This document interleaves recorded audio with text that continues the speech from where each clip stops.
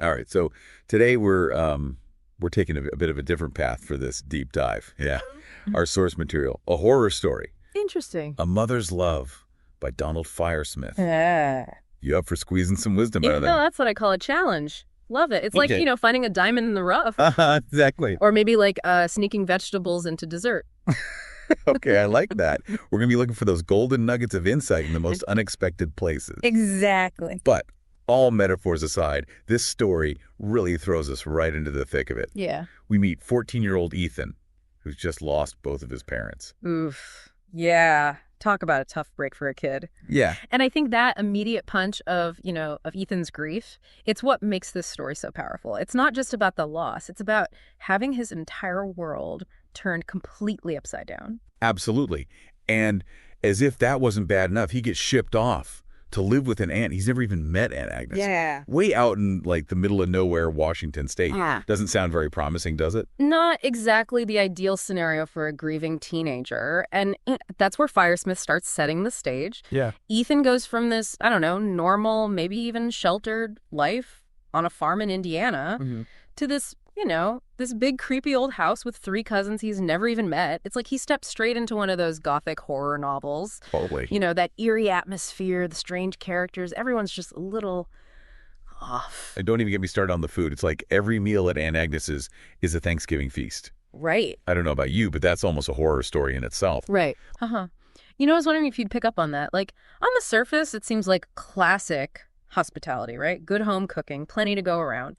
But the way Firesmith describes it, the sheer quantity of the food, Right. it's almost excessive. And then there's the fact that everyone in the house is so pale.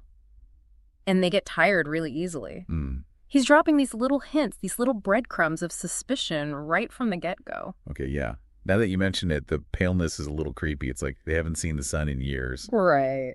I have to admit, I was already getting a weird vibe from Aunt Agnes. Yeah. Something just felt off about her. And that's what makes the story so effective. Firesmith is playing on our natural instincts, Like, humans are hardwired to look for patterns, to notice when something seems out of place. It's true. He wants us to feel that sense of unease, even if Ethan hasn't quite put his finger on it yet. So he's essentially wandered into this web of secrecy without even realizing it. And we're just waiting with bated breath to find out what secrets Aunt Agnes and her creepy family are hiding. Precisely. And as we move forward, you'll see those seemingly insignificant details. The paleness, the food, the isolation, they all take on a whole new meaning. And just when you think Ethan might be settling Yeah. in, boom, he stumbles across this huge stash of pills hidden in the kitchen. Yeah, I remember that part. It's like that classic horror movie moment, the forbidden discovery. But it totally works because we're all naturally curious, right? Yeah. Even when we know we probably shouldn't look, we can't help ourselves. It's so true. It's like finding an old photo album hidden in the attic. Part of you is like, this is going to be full of embarrassing baby pictures. Yeah. But you have to look. Exactly. And for Ethan, this is where the real mystery starts to unfold. At first, he just figures, okay, they're painkillers. Maybe Aunt Agnes has a secret injury or something. Makes sense. Given what he knows at this point, it's a pretty reasonable assumption. Totally. But then, the deeper he digs, the weirder he gets. Those late-night visits to his cousin's rooms. Yeah. Then he finds out the pills aren't painkillers at all, but like super strong sedatives. Right. It's like every new clue just creates more questions. And the tension just keeps building. You've got to hand it to Firesmith. He knows how to play on our anxieties. Those classic horror elements, creaky old house, whispers in the dark, the feeling that someone or something is watching you. Ugh. Stop. I was reading with all the lights on. Haha. But it's brilliant. He keeps us on the edge of our seats the entire time. Absolutely. Yeah. But beyond just the scares, the story also throws this big moral dilemma at us. Because Ethan, he's clearly stumbled onto something seriously messed up, right? For sure. But what's he supposed to do about it? I mean, this is his family after all. Right, exactly. And this is a kid who's already been through so much. Does he confront Aunt Agnes? Call the police? Or just keep his mouth shut and pretend he never saw anything? Tough call. I don't envy him that. Yeah. To be honest, I don't think I'd have the guts to confront someone like Aunt Agnes. She always gave me the creeps. Right. But that's what makes Firesmith writing so compelling. He doesn't give us easy answers. His characters aren't just black and white, good or bad. Aunt Agnes, she's this strange mix of caring and creepy, and we never really know what her true motivations are. True, true. And then, just when you think you've got her all figured out, bam. We get this huge reveal that changes everything. It's a real game changer for sure. So picture this. Ethan's downstairs late at night, Okay.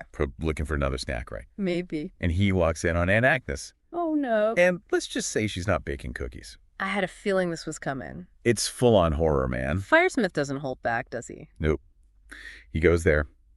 The scene is, well, it's pretty intense. Yeah, you could see that again. I mean, talk about a family dinner gone wrong. You find your aunt feeding on... Your cousin? Yeah, not exactly a Norman Rockwell painting. It's like everything Ethan thought he knew just shattered. Exactly. And the truly disturbing part, we realize this isn't just some isolated incident. This has been going on who knows how long. And those sedatives. Ugh, don't even get me started. Talk about calculated. Right.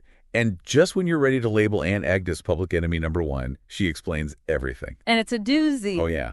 Turns out, Aunt Agnes and her kids, they're not exactly your average family. To put it mildly, vampires. Who knew, right? Right. And suddenly, things aren't so simple anymore. Not at all. It makes you rethink everything, you know. Can we really judge her for doing whatever it takes to protect her kids? Exactly. It's like the ultimate test of a mother's love, you know? Where do you draw the line? Where does protecting your family cross over into, well, you know? It's a tough question, and there's no easy answer. But I think that's the point of the whole story. It makes us confront those uncomfortable truths, those gray areas. Absolutely. It's so easy to judge from the outside. But Firesmith, he puts us right there in Ethan's shoes. Do you expose Aunt Agnes? Even if it means your cousins might die. Right. Or do you stay silent? Become complicit? That ending, man, talk about heavy. He chooses to protect his family, but at what cost? He's trapped. It really makes you think, doesn't it? Some choices, you live with the consequences forever. Well, listeners, there you have it. We dove into a horror story, we wrestled with vampires, and somehow we ended up in a deep dive on ethics and morality. And family. Don't forget family, see? Told you we'd find those hidden gems. You aren't kidding. So until next time, keep those thinking caps on, and remember, sometimes the most profound lessons come from the most unexpected sources. And hey, maybe sleep with the lights on tonight.